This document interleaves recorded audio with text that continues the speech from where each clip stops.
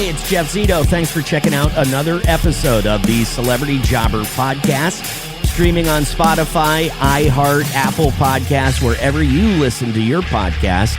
So please subscribe. We'll love a 5-star rating, and please leave a review. You can check out past guests and episodes online at celebrityjobber.com. And follow on IG, celebrity_jobber_podcast, and our YouTube channel, which is youtube.com/celebrityjobber. Son of billionaire Shad Khan, who not only has part ownership with the Jacksonville Jaguars and Fulham FC in the English Premier League, but he's also the brains behind AEW, All Elite Wrestling. You know, I had to look this up, but, past guest Kevin O'Leary, Mr. Wonderful from the Shark Tank, his net worth is around $400 million.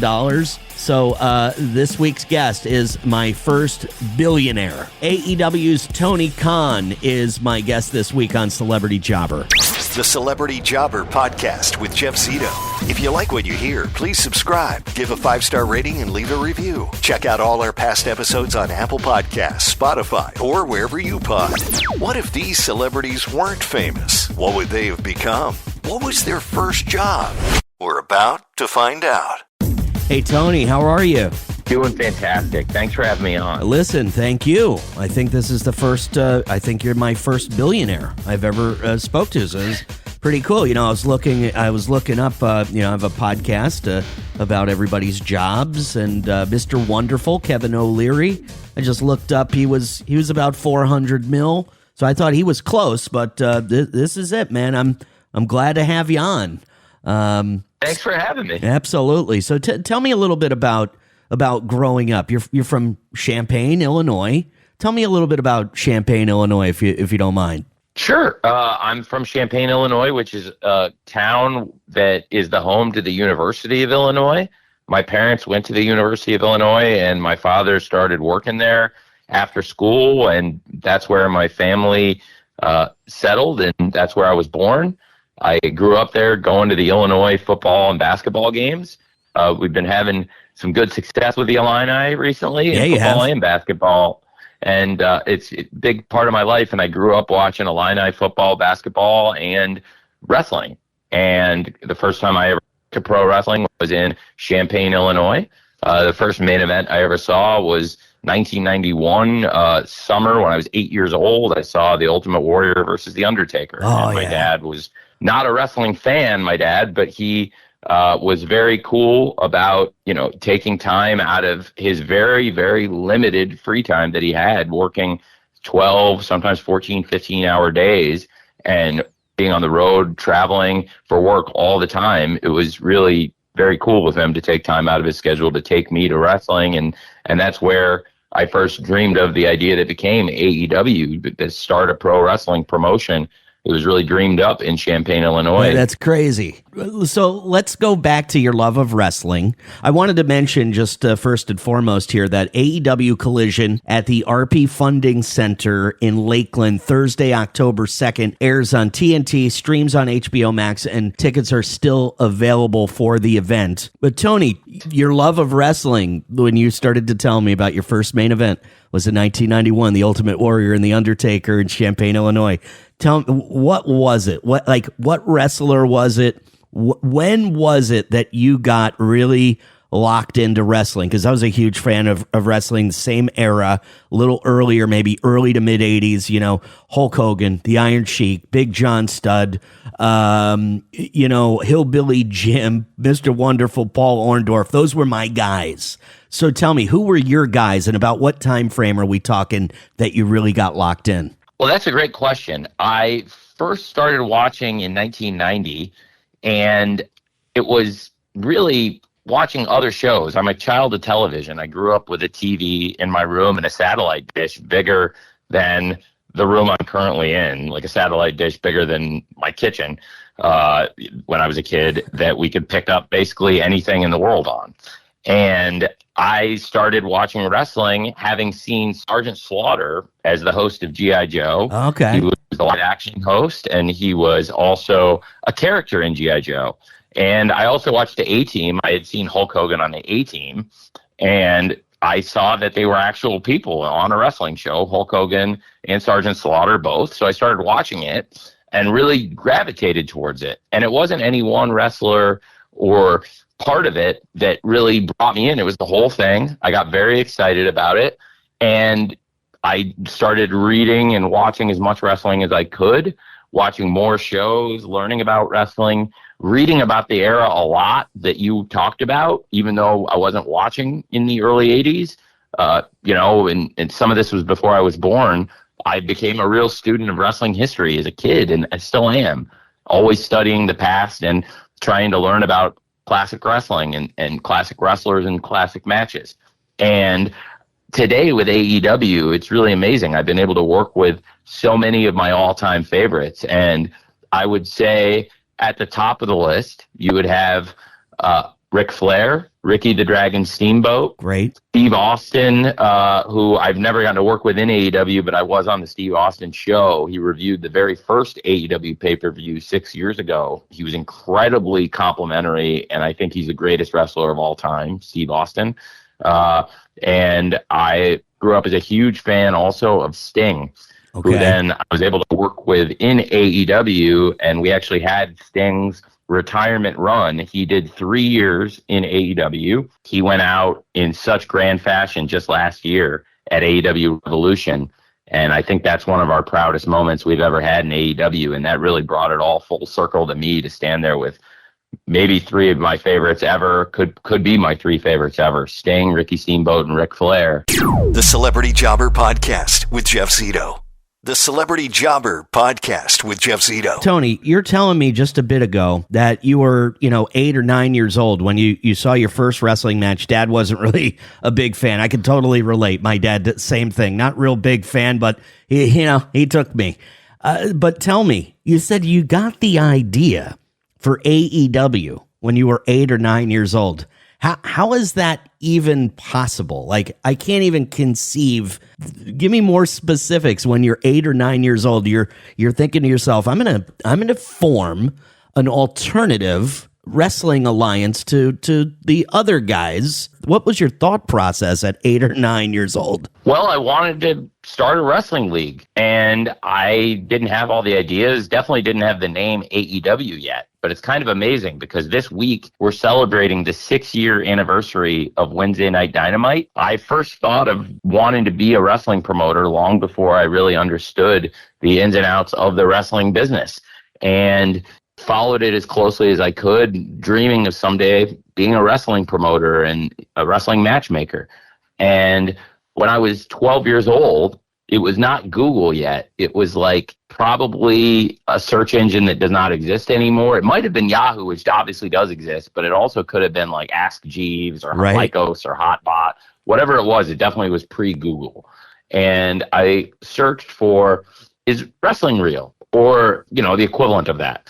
And I found so much. I learned a lot. I found a document called the RSPW FAQ, and it was the perfect time for me to find it because I'd been watching wrestling a long time, and it explained a lot of insider terminology of wrestling and a lot of aspects of the wrestling business that made sense to me, but I didn't know. And there was also fun nuggets of truth and fact in there, like, the Steiner brothers are real brothers, the Beverly brothers are not, and things like that.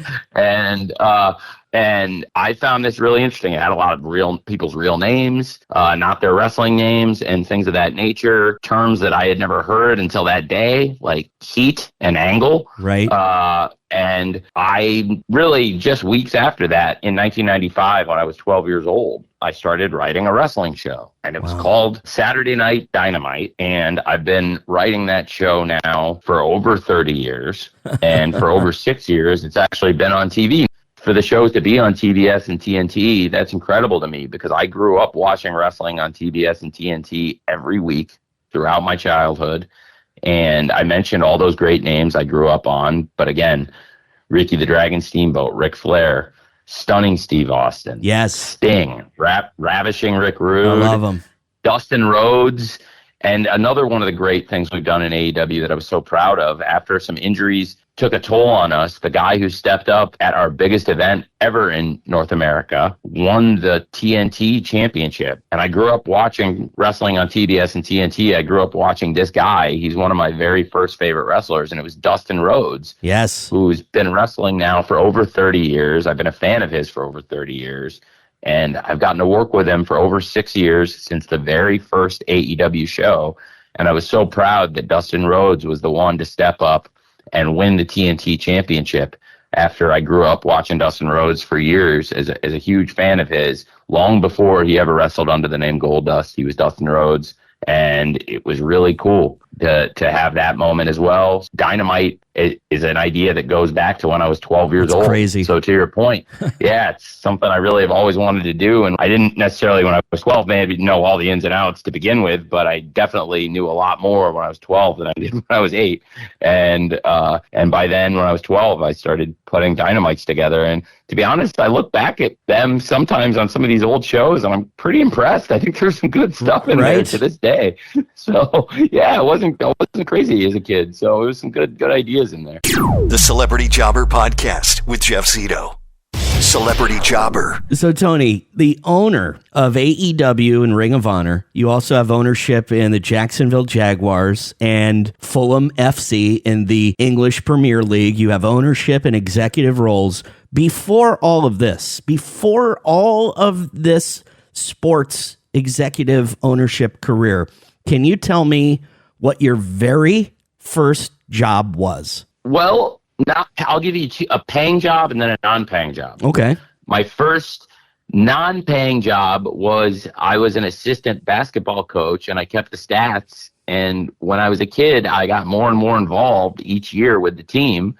At the school I went to, the University of Illinois Laboratory High School, the award for dedication to basketball is called the Tony Khan Award. It has been since I graduated when I was 18 years old. They created an award and named it after me, and they gave me the first Tony Khan Award. I won my own award. And when I was a senior in high school, the coach actually got very sick, and I coached the team that was made up of my friends from school. Right. And that is still a first I've never heard of anybody else doing. But that happened, and I have the book and the photos to prove it, and the signed card from the referees and everything. Right. And we won. And we didn't win all our games, so that was pretty cool. I volunteered briefly in college as a manager for Bill Self at the University of Illinois, and I really liked Coach Self, and he was dealing with so much. And I was like, an 18-year-old kid, and I was just getting out of school, and I wanted to go out and enjoy life, and so I didn't stick with that. And I ended up becoming a bartender. And that was my first paying job. That was your first paying job, was a bartender. Okay. Yeah, I was a bartender in college, and it was a great gig, and I really enjoyed it. That, and I was an intern at an engineering company and watching a lot of wrestling tapes that summer. Right. So I had 2 jobs in college. I was an intern in an engineering company in the day and a bartender at night, and it was a great spot. And I don't know if I can ask this question correctly, because what you do is not normal, right? As far as a lot of other people are concerned, you have these big jobs, right?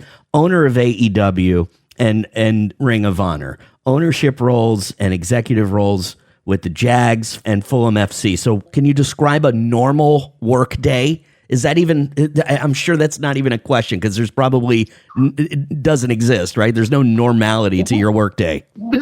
There is a cadence that comes with a game day or a AEW show day. There can be unique days where there may be multiple events or multiple things happening on one day, but generally a game day is different than a non-game day. Certainly for AEW, a show day is different than a non-show day. I think that it really depends on what is happening that day. I have a relationship with Chris Jericho, and we're not best friends, but we live in the same town. And, so I first heard about AEW from him and also from Young Bucks on social media. I want to know when everything changed for you, like not necessarily a big break, but like, I became aware of Young Bucks and AEW probably in 2020. So like, when did it all come together and kind of explode? When did your life change? When did AEW become what it is today? Oh, I think from the very beginning, we did a huge pay-per-view event before Dynamite started. The only wrestling company to probably be able to launch with a sellout pay-per-view, the fastest wrestling sellout in the history of Las Vegas, for our very first show at the MGM Grand. And it was completely built off of kind of like what you said. Maybe a year earlier than you said, though, in 2019, we announced we launched AEW.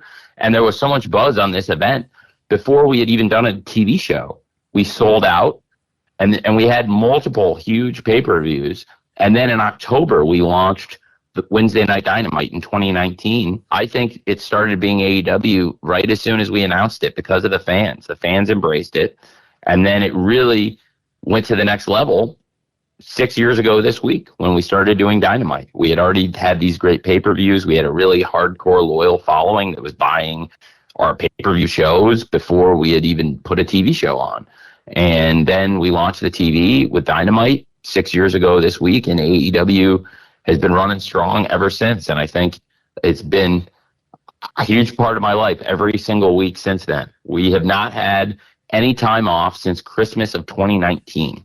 They gave us a week off Christmas 2019, and we haven't had one since. I wouldn't want a week off. I'm very proud that we've been going since New Year's Day 2020, and every single week since the end of 2019, there's been a new AEW show, a new Wednesday Night Dynamite, every single week. It's a workaholic. I mean, it's just really what it is. But, when you love what you do, that makes it easier to become successful. What do you think the biggest difference is, Tony? AEW and the other guys. What's the biggest difference? What makes you stand out? AEW is where the best wrestle. AEW has the best wrestlers, and we put on the best shows. If you look at the best pay-per-view shows this year in the world of wrestling, most of them were AEW shows. If you put out a top 10 of the top 10 best events in wrestling, it's just my opinion, but it's also an opinion shared by thousands and thousands of fans voting on these things. And with over 1 million fans that watch the show around the world,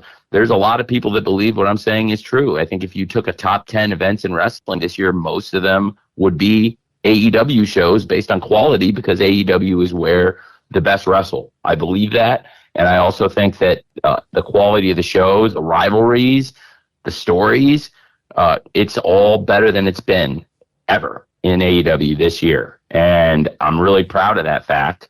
I think that the quality of the wrestling stands above all else, but I also think that it's important to do some myth busting, because people have created myths about AEW that aren't true. Our best way to fight those is just putting on great shows week after week and letting our fans do the talking for us. Tony, I think you're a pretty nice guy, but you're known as, being a polarizing figure.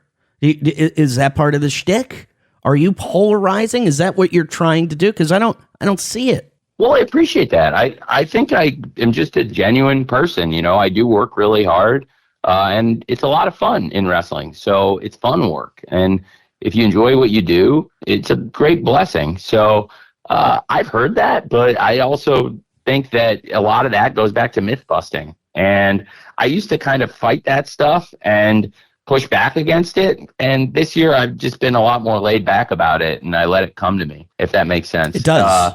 Just don't push back or say the things as much anymore, because the fans do a lot of the talking for me now. And if there's something ridiculous out there, the fans have done a pretty great job of sticking up for AEW this year, I think, because we're doing great shows. And, it's not easy, but if you put out your very best and try your very best, people are going to rally around you. And I think that's what's happened with AEW. And you referred to me as a workaholic. I don't know if that's true, but I definitely enjoy the work in wrestling. If I was doing something else, I might not be a workaholic. The Celebrity Jobber Podcast with Jeff Zito. Celebrity Jobber. It's funny. We don't have much in common, Tony, but I did take a few bumps in the squared circle from Road Dogg Jesse James before he beat the hell out of me, before my friend Diamond Dallas Page came to my rescue. There's a famous video of you during draft day, was it maybe 2024, where the Jags are coming up to draft, and there's a video of you in the draft room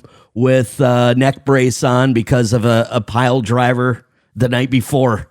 You were telling me you always dreamed of being a wrestling promoter. Ever dreamt of getting in there full time? Not particularly. I never really wanted to be a pro wrestler. I did want to do things in wrestling. To be honest, if it wasn't being a wrestling promoter, what I really wanted to do was be a manager and talk and take bumps and sell and do stuff like that, and not really be on offense in wrestling. Right. I have no offense. I don't want to be on offense. I would rather be defensive. But yeah, I mostly really wanted to be a promoter and a matchmaker for the really most of my life as a wrestling fan. But I never really saw myself being a wrestler because I'm not the tallest or the strongest, most imposing person. I'm not the fastest. So all these things would preclude you from especially when I was growing up, there weren't as many wrestlers that are under 6 feet tall. Right. Now actually many wrestlers around the world in all the companies are pretty similar height to me, which is funny, another myth bust. I don't know who put out on the internet my height, but I'm like almost 5'10" and 5'9.5", but that's not what you would see on the internet. Right. So I don't know who put that out, but if you look at photos of me next to wrestlers, I'm the same size as a lot of them. But, being 5'9.5" is not going to get you into pro wrestling in the 1980s. Right. It was not as high flying of a business. There wasn't as much focus on the pound for pound. Right. And I saw that change come in boxing in the 90s, but not yet in wrestling, because in the 90s there was more focus than ever. At the 80s there'd been all these great welterweight and middleweight fighters, and then in the 90s and into the early 2000s, going from De La Hoya, Trinidad, Whitaker into, of course, Mayweather, Pacquiao. So many of the top fighters were not necessarily the biggest fighters, and they were commanding as much interest as any. These guys proved that you don't have to be the biggest fighter to draw the most money. Yeah, Cesar Chavez, you make a lot of sense. I haven't really thought about that before, but it makes a lot of sense. Yeah. Did you have any influence, Tony, over, dad? Your dad initially was in the automotive biz, made his money there, then got into sports ownership. Did you have any influence over the family? You did. A lot. Tell me. Yes, Tell me a little. Tell me about it. Well, I'm a really big sports fan, and my dad will say it all the time. He said it to some of the most powerful people in the world, some of the biggest media figures in the world, that really my dad liked football, but going to the games and taking me to big sporting events was something that he started doing more and more as a dad. He would go to the Illinois football games, but we started going to a lot of NFL. We would check out the Bears, the Colts, and went to different games.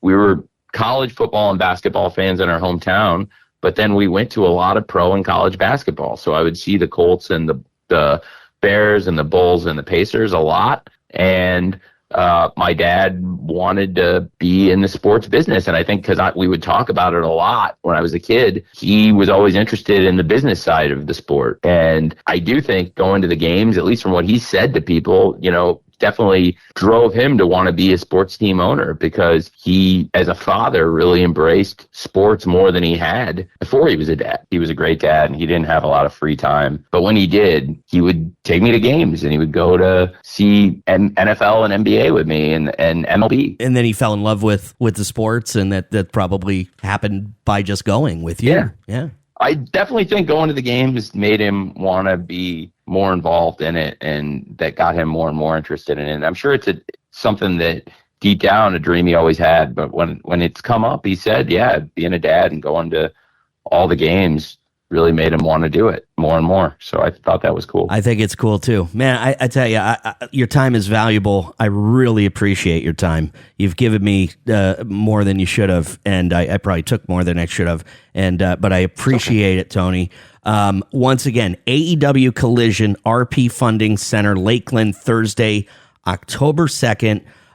Airs on TNT, streams HBO Max, and of course, there are some tickets available. This is the first time AEW is in Lakeland. Again, Tony, great talking to you. I'm a little mad that you took my coach, Liam Cohen, because he was my offensive coordinator here in Tampa Bay. Great coach. He's such a great coach. I see that you guys are having success with him, and congratulations on all your success with all of your businesses, but mainly AEW and Ring of Honor, how that has to be such a difficult thing to do when there's a big brand already in place and you come after the big brand and you don't only chip away at that brand, you make a big brand for yourself. Thank you for the really kind words about AEW. Thank you, Jeff. And also, I have to say, I think Liam Cohen is fantastic. I'm so grateful for what Liam Cohen's doing at the Jaguars.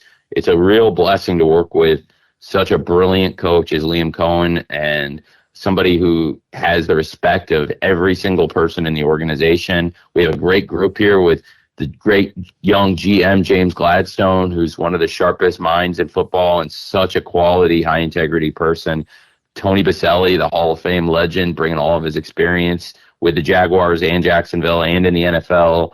And together with those three guys, Liam and Tony and James, I think we've got great leadership here right now, and I'm really blessed to work with those guys. And I'm glad you brought up Liam. I know people in Tampa have a lot of respect for him, and he's made a lot of fans in Jacksonville too, and I'm a big fan of his, and I really appreciate you, Jeff, giving me the opportunity to come on and talk about AEW. Awesome, Tony. Again, congratulations on 6 years of Dynamite. Congratulations on all your success with the Jags and AEW. And again, I really do. I know your time is valuable, so I really appreciate it. Thank you so much, and have a great day. Thank you, Jeff. See you, man. Take care. So think about it for a minute. The WWE, a huge wrestling brand. It's been a huge wrestling brand for as long as I've been alive. And I do remember in the 90s, there was WWE and there was WCW. Ultimately, those two brands couldn't live. So Vince McMahon ended up buying WCW and then it ended up going away. Tony Khan had a dream since the early 90s to become a wrestling promoter. Not a professional wrestler, but a wrestling promoter, the boss of Vince McMahon. Now, I'm sure you could say with his father being the principal owner of the Jacksonville Jaguars, he had some money to put into AEW to get it going. And when you have a lot of money to get something going, it fuels that company in the beginning when it's in the red. And then all of a sudden, if it's a good enough brand, it survives the beginning, it kicks in, and it gets rolling, which I definitely think is the case for AEW. I mean, I'm not looking at their books or anything, but I can pretty much guarantee you that